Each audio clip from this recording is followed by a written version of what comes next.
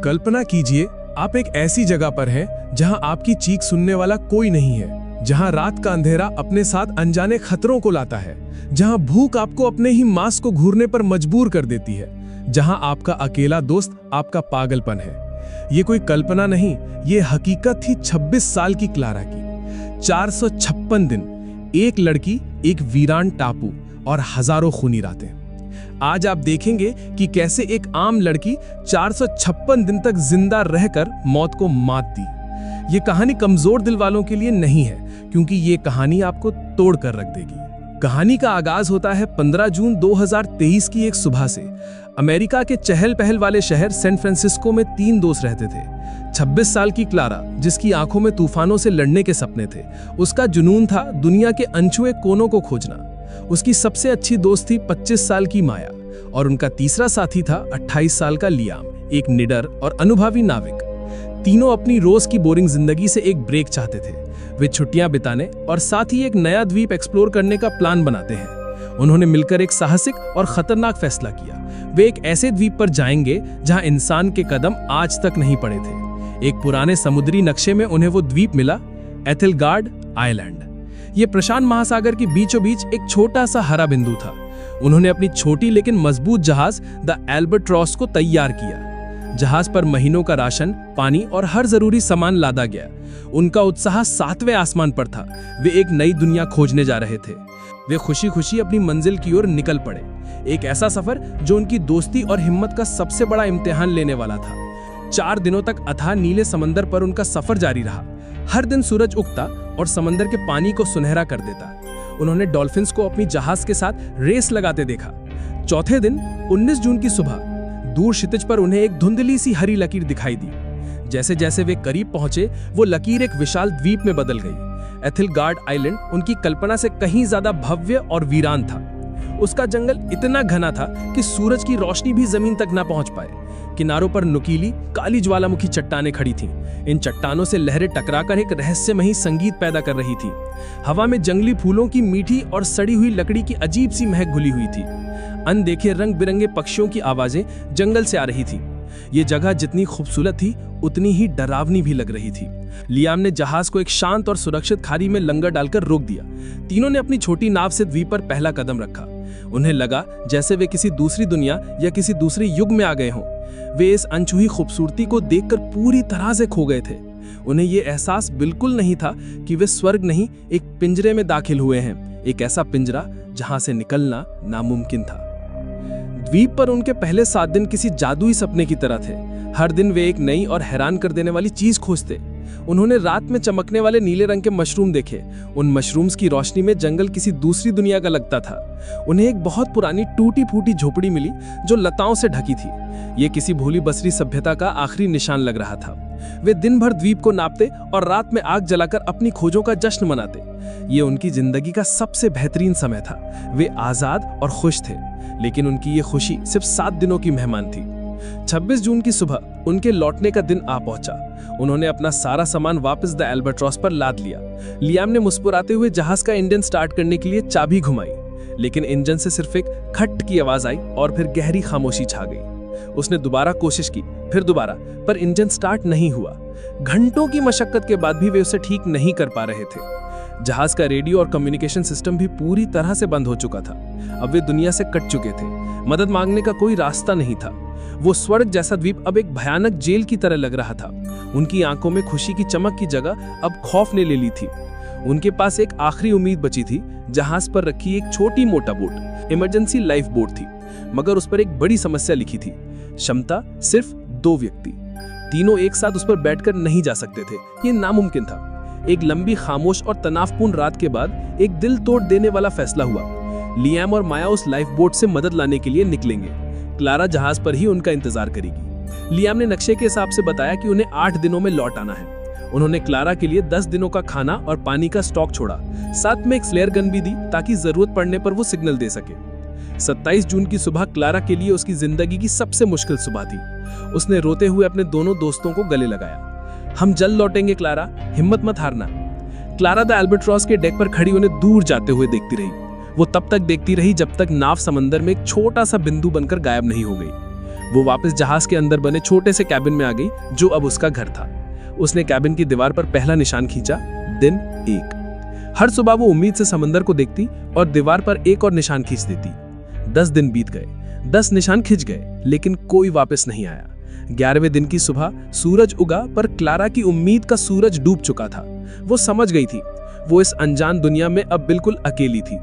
Clara को लग रहा था कि उसके दोस्त उसे छोड़कर चले गए हैं, लेकिन वो बेचारी ये नहीं जानती थी कि उसके दोस्त अब इस दुनिया में नहीं थे। जिस दिन लियाम और माया द्वीप से निकले थे, उसके दूसरे दिन ही उनके सिर पर मौत का साया मंडराने लगा था। आसमान अचानक काला हो गया और समंदर पागल हो गया। पहाड़ जैसी ऊंची लहरें उनकी छोटी सी नाव को खिलौने की तरह उछाल रही थीं।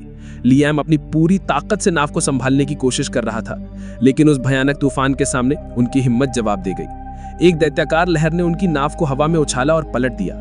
एक पल में ही वे दोनों उस ठंडे, गहरे और बेरहम समंदर की गहराइयों में समा गए। उनका वादा, उनकी दोस्ती, उनकी जिंदगी, सब कुछ वहीं दफन हो गया। और यहाँ एथलगार्ड आइलैंड पर क्लारा उस वादे का सच होने का इंतजार कर रही थी।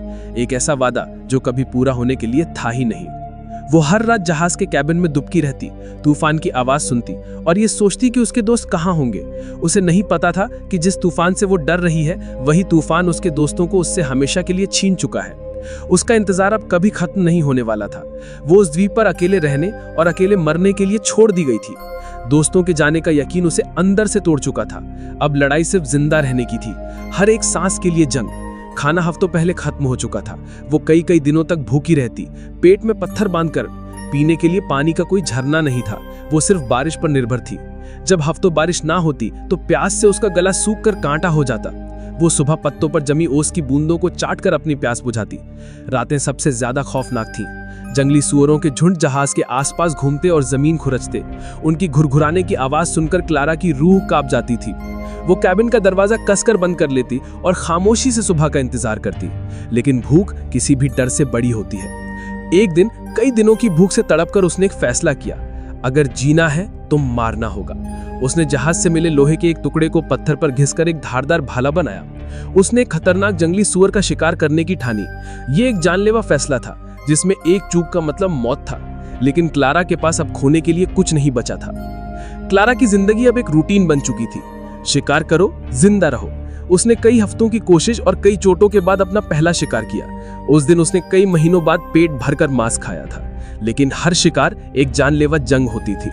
दिन हफ्तों में, हफ्ते महीनों में और महीने साल में बदल गए। क्लारा ने दीवार पर 365 निशान पूरे कर लिए थे।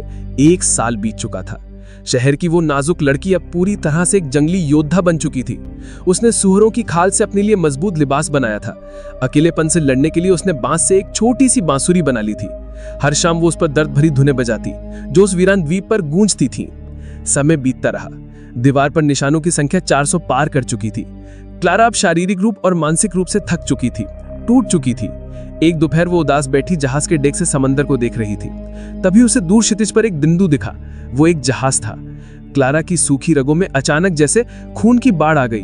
वो अपनी पूरी ताकत से चिल्लाई। उसने आग जलाई, कपड़े लहराए, लेकिन सब बेकार गया। जहाज अपनी राह पर चलता रहा और आंखों से ओझल हो गया। उस दिन क्लारा का दिल हमेशा के लिए टूट गया। लेकिन उसी टूटे हुए दिल से एक नई जिद ने जन्म लिया। मैं यहां सड़कर नहीं मरूंगी, मैं इस समंदर से लड़ूंगी। उसने फैसला कर लिया, वो इस द्वीप से भागेगी। लगभग 1 महीने तक क्लारा ने दिन रात एक कर दिया। उसने बांस के सबसे मजबूत लट्ठों और लताओं को इकट्ठा किया। उसने अपनी पूरी ताकत और द्वीप पर सीखी हर कला का इस्तेमाल किया। उसने बांस के लट्ठों को कसकर बांधकर एक छोटा सा बेड़ा बनाया। उसने जहाज के मलबे से मिले कपड़े का एक छोटा सा पाल भी तैयार किया। उसने अपनी नाव को नाम दिया होप, यानी उम्मीद। उसने अपने साथ कुछ हफ्तों के लिए सूखी मछली और मांस जमा किया। मीठे पानी के लिए उसने नारियल के खोखले खोलों को भर लिया। और हाँ, उसने अपनी वो कीमती बांसुरी भी अपने साथ रख ली। 426वें दिन उसने अपनी छोटी सी होप को समंदर में धकेला। उसने आखिरी बार अपने उस द्वीप को मुड़कर देखा, जो उसकी जेल भी था और घर भी। और फिर वो अनजान अथाह समंदर में उतर पड़ी। शुरुआती कुछ दिन उसकी हिम्मत बनी रही। वो पाल की मदद से आगे बढ़ती रही। लेकिन जल्द ही उसे इस सच्चाई का सामना करना पड़ा। वो इस अंतहीन समंदर में एक पत्ते की तरह थी, जिसका कोई किनारा नहीं था। चारों तरफ मीलों तक सिर्फ नीला पानी और खामोशी थी। अब उसे द्वीप का अकेलापन भी एक नेमत लगने लगा था। उसका खाना और पानी हर गुजरते दिन के साथ कम हो रहा था। उसने अपनी जिंदगी का सबसे बड़ा और सबसे खतरनाक जुआ खेला था। 1 महीना, फिर 2 महीने, क्लारा अब समंदर में पूरी तरह खो चुकी थी। लगभग 450 दिन अकेले लड़ते लड़ते वो अब अपने अंत के करीब थी। उसका सारा खाना और पीने का पानी कई हफ्ते पहले ही खत्म हो चुका था। वह अब सिर्फ बारिश के पानी के सहारे जिंदा थी, जो कभी कभार बरसता था। दिन का जलता हुआ सूरज उसका सबसे बड़ा दुश्मन था। उसकी त्वचा झुलसकर काली पड़ गई थी और जगह जगह से फट गई थी। नमक वाले पानी और हवा ने उसके शरीर पर अनगिनत जख्म दे दिए थे। वह भूख से इतनी कमजोर हो गई थी कि अब हिलना भी मुमकिन नहीं था। उसका शरीर सूखकर लकड़ी के एक ढांचे जैसा रह गया था। उसे अब अक्सर मतिभ्रम होने लगे थे। उसे आवाजें सुनाई देती थीं। उसे लगता था कि माया और लियाम उसे नाव से पुकार रहे हैं। कई बार बड़ी बड़ी शार्क मछलियां उसकी नाव के आसपास मंडराती थीं, लेकिन अब उसे डर भी नहीं लगता था। उसने खुद को मौत के हवाले कर दिया था। वह बस अपनी नाव पर बेहोश सी पड़ी रहती, अपनी आखिरी सांस का इंतजार करती। उसने जीने की हर जंग लड़ी थी, लेकिन अब वह ये जंग हार चुकी थी। उसकी हिम्मत ने जवाब दे दिया था, शरीर ने साथ छोड़ दिया था। उसकी कहानी का अंत अब बस कुछ ही घंटों की दूरी पर था। इस विशाल बेरहम समंदर में वो गुमनाम मरने वाली थी। ये उसकी कैद का 456वां दिन था और शायद आखिरी भी।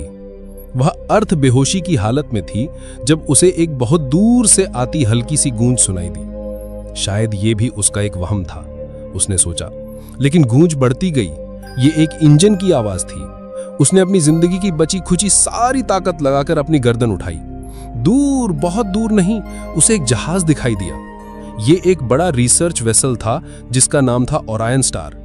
ये इतना करीब था कि उस पर चलते हुए लोग भी नजर आ रहे थे। क्लारा ने चिल्लाने की कोशिश की, पर उसके गले से सिर्फ एक फुसफुसाहट निकली। उसकी आंखों से गर्म आंसुओं की धारा बह निकली। ये कैसी किस्मत थी, जिंदगी इतने करीब आकर भी इतनी दूर खड़ी थी। तभी उसकी नजर अपनी गोद में पड़ी उस बांसुरी पर गई। उसके दिमाग में जैसे बिजली कौंधी। मेरी बांसुरी! उसने कांपते हुए टूटे हुए हाथों से उसे उठाया, अपने फटे हुए होंठों पर रखा और अपनी आखिरी सांसों की ताकत से उसमें फूंक मारी। एक बहुत ही कमजोर, टूटी हुई, दर्द और उम्मीद से भरी एक धुन निकली। ओरायन स्टार के डेक पर एक अफसर शांति से समंदर को देख रहा था। तभी उसे हवा के साथ आई वो अजीब, दर्द भरी और नामुमकिन सी धुन सुनाई दी। उसने हैरानी से अपने साथी से पूछा, तुमने वो सुना? जैसे कोई रो रहा हो। उन्होंने दूरबीन से उस दिशा में देखा और उन्हें वो छोटा सा बेड़ा दिखा। पानी में कोई है! जहाज का सायरन बजा उठा। जब बचाव दल उस तक पहुंचा, क्लारा बेहोश हो चुकी थी, लेकिन उसकी उंगलियों ने अपनी उस बांसुरी को कसकर पकड़ रखा था। उस एक धुन ने उसे मौत के मुंह से वापस खींच लिया था। उसने अपनी हिम्मत और उस बांसुरी की धुन पर मौत को भी हरा दिया। क्लारा की ये अविश्वसनीय कहानी अगर आपके दिल तक पहुंची हो तो इस वीडियो को एक लाइक जरूर दें और कमेंट्स में लिखकर बताएं कि इस कहानी के किस हिस्से ने आपके रोंगटे खड़े कर दिए। ऐसी ही और हैरान कर देने वाली कहानियों के लिए मेरे चैनल को अभी सब्सक्राइब करें। मिलते हैं अगली कहानी में, तब तक अपनी हिम्मत बनाए रखें।